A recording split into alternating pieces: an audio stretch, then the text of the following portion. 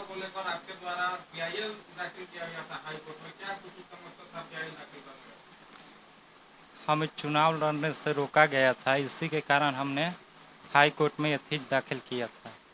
आज उसका फैसला भी आ गया, क्या कुछ फैसला में सुनाया गया है हाई कोर्ट द्वारा? छुट्टी के दिन भी फैसला होता है। ये तो बहुत बढ़िया की बात है, हमारे लिए तो बहुत एथी की बात है। मेरा नाम नीतीश कुमार है। हाई कोर्ट में पीआईएल दाखिल किया गया था और आज उसका फैसला भी आ गया है, क्या कुछ कहिएगा और क्यों दाखिल किया गया था PIL?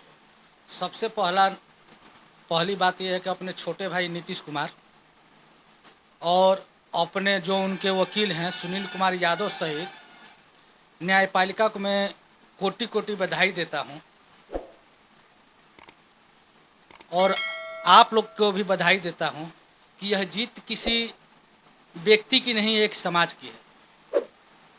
और ख़ास करके एक बहुसंख्यक समाज जिसको ओबीसी बोलते हैं उसको ठगा गया था आरक्षण के नाम पर। यह पहला ऐसा मामला है कि जो नोटिफिकेशन जारी हो रहा है उसमें लिखा जा रहा है पिछड़ा वर्ग, और जब नामांकन किया जा रहा है तो उसमें लड़ाया जा रहा है यह कहकर के अति पिछड़ा लड़ेगा।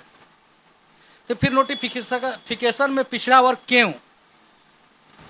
और पिछड़ा वर्ग अगर है तो मेरी बस एक ही हाई कोर्ट में जो दाखिल किया गया था मेरे भाई नीतीश कुमार के द्वारा, उनका बस एक ही कहनाम था कि पिछड़ा वर्ग है कहाँ।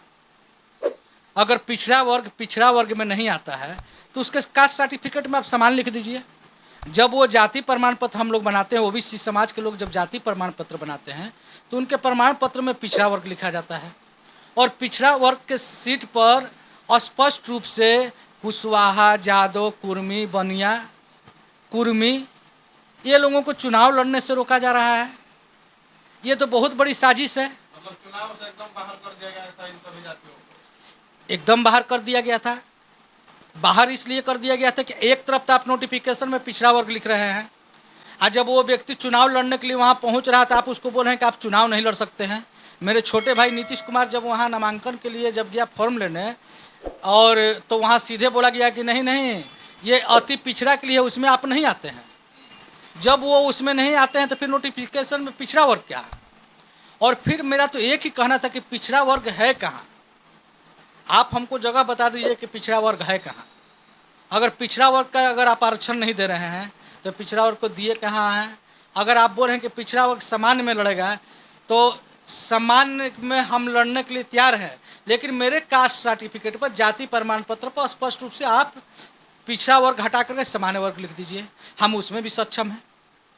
क्या लगता है कि इस पर जो नया नोटिफिकेशन जारी होगा उसमें बिल्कुल मिलेगा चुनाव लड़ने का मौका? अब तो लग रहा है हाई कोर्ट का जो निर्देश है उसमें तो आरक्षण पर ही मामला उठाया गया है, और जो हमारी लड़ाई थी उप मुख्य पार्षद की, वो लड़ाई स्पष्ट रूप से दिख रही है कि जिस पर कि रोक लगाया गया है अति पिछड़ा पर।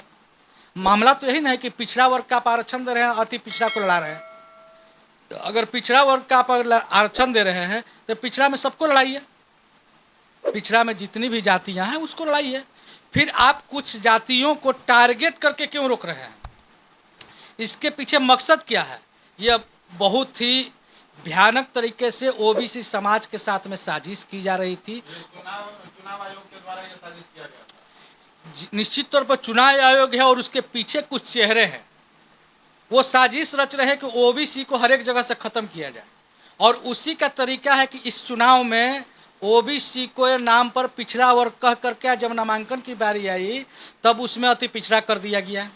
और उससे भी बड़ी साजिश की बात देखिए, 9 तारीख के रात में नोटिफिकेशन होता है, और उसमें नोटिफिकेशन में होता है कि 10 तारीख से आपको नामांकन करना है, और कितने तारीख तक करना है तो 19 तारीख तक।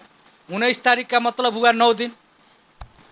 अगर हम जाति प्रमाण पत्र बनाने के लिए जाते हैं या चुनाव लड़ते हैं उनको कास्ट सर्टिफिकेट की ज़रूरत पड़ती है, जाति प्रमाण पत्र की ज़रूरत पड़ती है।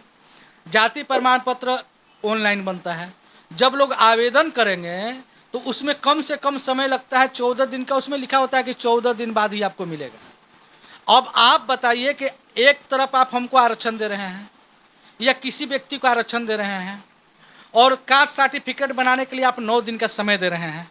पहले से तो क्लियर नहीं था कि ये सीट आरक्षित है, ये सीट नहीं है।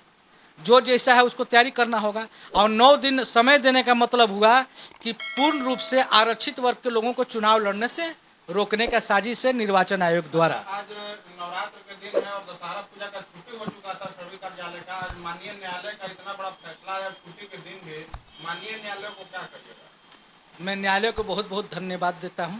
साथ ही सुप्रीम कोर्ट का निर्देश था कि यह बहुत ही गंभीर मामला है और इस पर जल्दी सुनवाई करने के लिए, नहीं तो अगर चुनाव बाद अगर 10 तारीख के बाद अगर फैसला आता तो होता कि सरकार की बहुत सी राशि डूब जाती।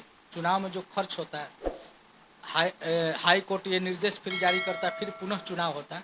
इसलिए उसको देखते हुए न्यायपालिका ने अपना समय निकाल करके जनहित में इस निर्णय को सुनाया है और यह बहुत ही स्वागत योग्य है। अपना पूरा परिचय बता दीजिए। मेरा नाम लाल बहादुर महतो, जदयू का वरिष्ठ नेता हूँ, साथ ही जगदेव सेना भोजपुर का जिला अध्यक्ष। गाड़ी चलाने का है सपना, लेकिन जिंदगी के भागदौड़ और महंगाई से है परेशान, तो टेंशन लेने की जरूरत नहीं है। आ गया है बैटरी पर चलने वाला स्कूटी जो आपके पेट्रोल के खर्च को बचाएगा और उससे आप अपनी किस्त भर सकते हैं। अब यह स्कूटी आपके अपने शहर और गांव में भी उपलब्ध है। किसन मोटर्स पेश करता है इलेक्ट्रिक पर चलने वाला स्कूटर जो कि किट्रॉन एवं एम्पियर दोनों कंपनी की गाड़ी नगद एवं किस्त पर उपलब्ध कराता है। वही नहीं, किसन मोटर्स गाड़ी का स्पेयर पार्ट्स भी उपलब्ध कराता है। किसन मोटर्स अब आपके अपने शहर मीनापुर मुजफ्फरपुर के हिमायतपट्टी रोड में मिडिल स्कूल के सामने मौजूद है। यहाँ पर आपको इलेक्ट्रिक स्कूटी नगद एवं किस्त पर उपलब्ध कराया जाता है। तो जल्द आइए और अपने सपने को पूरा करिए और महंगाई के जमाने में पेट्रोल के खर्च से बचिए।